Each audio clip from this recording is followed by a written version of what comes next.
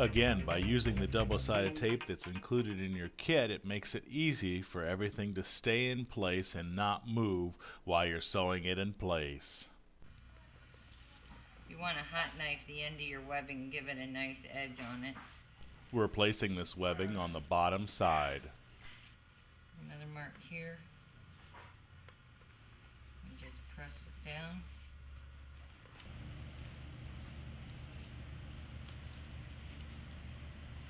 When you come to the end, mark it and then use a hot knife or wood burning tool to seal the webbing.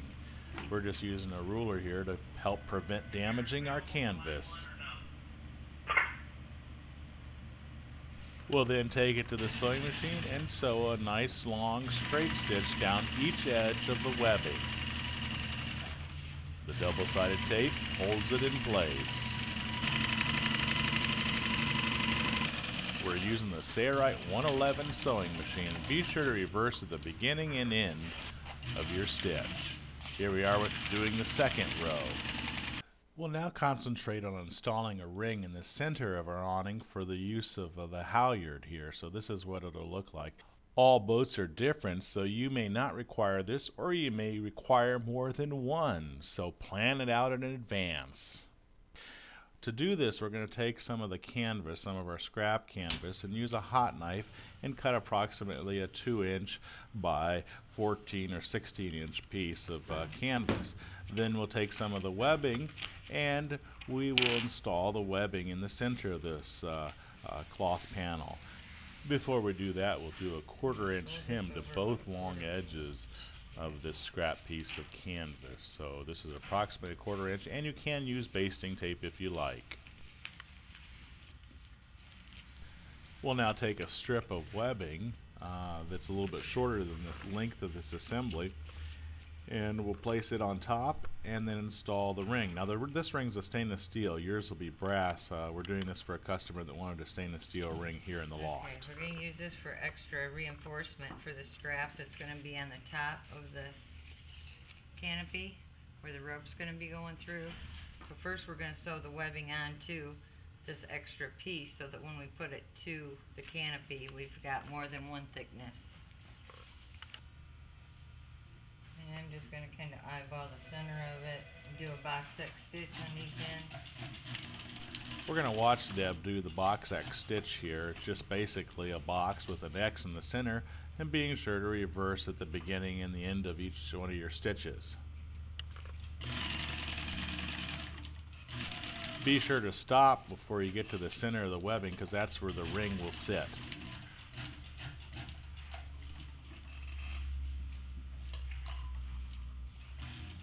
You'll also notice that Deb has a tendency to bury her needle and pivot on the needle when she makes her turns. She lifts the foot and pivots on the needle. Here she doesn't do it, but for the most part it's the easiest way to turn a corner and do a 90-degree twist.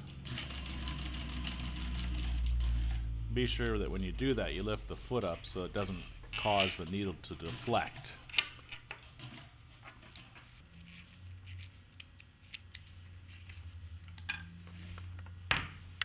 Okay, once you get one end of that sewn down, then you want to put your ring on. You want to give yourself a little bit of room for it to move so it's not real snug. Then while you hold that up, and you can do the top of the box X. We've shown this once, we're not going to show it again, but you basically do the same principle on the other side of the ring. And go ahead and go down. Let's move ahead.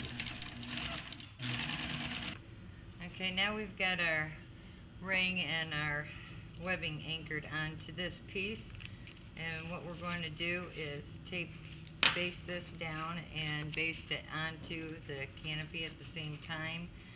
This allows you to have a little bit of width so that you can go ahead and stitch around the webbing when you're putting it onto your canvas.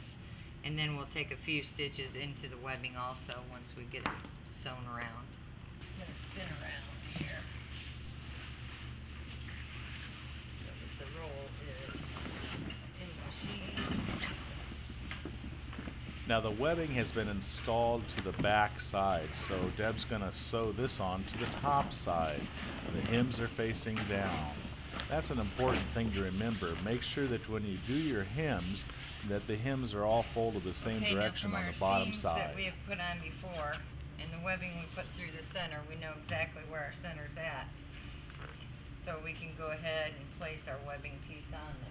Now Deb's going to take double-sided tape and baste the all the folds down to themselves, and then she'll baste this assembly down to the awning and then sew it in place.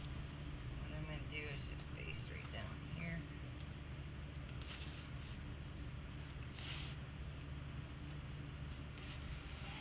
And again, you can make these ends however long you want to, however wide you want, whatever you're comfortable with.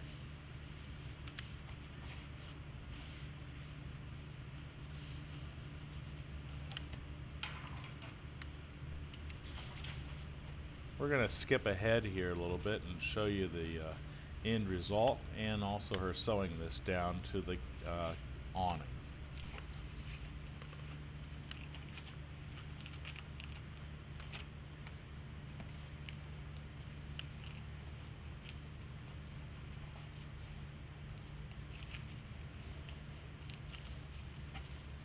We'll now take this assembly to the sewing machine and sew around the perimeter of the canvas patch that we put on, and we'll also sew the webbing down. Be sure to reverse at the beginning and the end of each one of your stitches. And you'll notice here in the video how she turns the panel around in the throat of the sewing machine. The Sailrite 111 has 3 inches more space than the Ultra Feed machine, but you'll notice you don't really necessarily need that space. Even with a large awning, just by doing these simple techniques here, you can twist that fabric around and still be able to sew. Here she is finishing the short edge.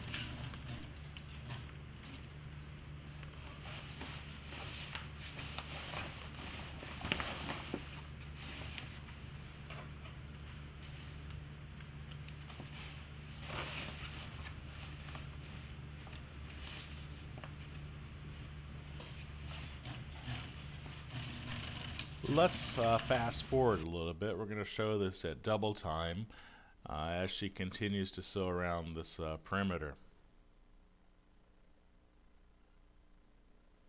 Okay, notice she twists the fabric again as she did previously, and sews that down. All right.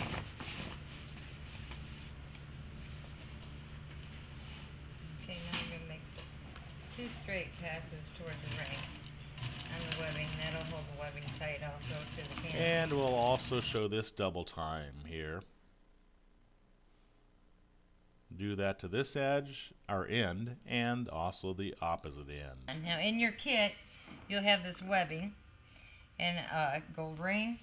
You put it here to the corner, and you'll stitch a couple of stitch rows or a box X into your webbing to hold it there. But since we're doing the finished project in our loft, we like to use these pressed Reckerson rings. So that's what we'll be putting in. Your kit will come with webbing and rings, and you can install that webbing and rings on the top of the assembly or on the bottom side of the assembly. Since we're going to be using a grommet here, we have to punch a hole in the material, and we're using a hole punch to do that. Now, if you have a die set to install the grommets, you can use that. Deb's using this Reckerson ring, but you can also use a brass spur grommet or a nickel-plated spur grommet as shown here, but it would require a die set, which is a pretty good investment, you know, 30 to 40 bucks. If you don't have that, then use the webbing and the brass rings.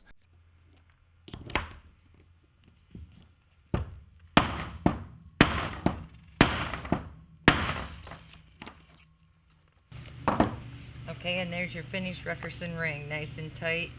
And you would obviously put a ring in all the 4 corners or anywhere else where you want a line to attach. And we also put a ring at down the boom length. So there's a one in the center, and there's also one here on this edge as well. You're done. That's all there is to making a boat awning.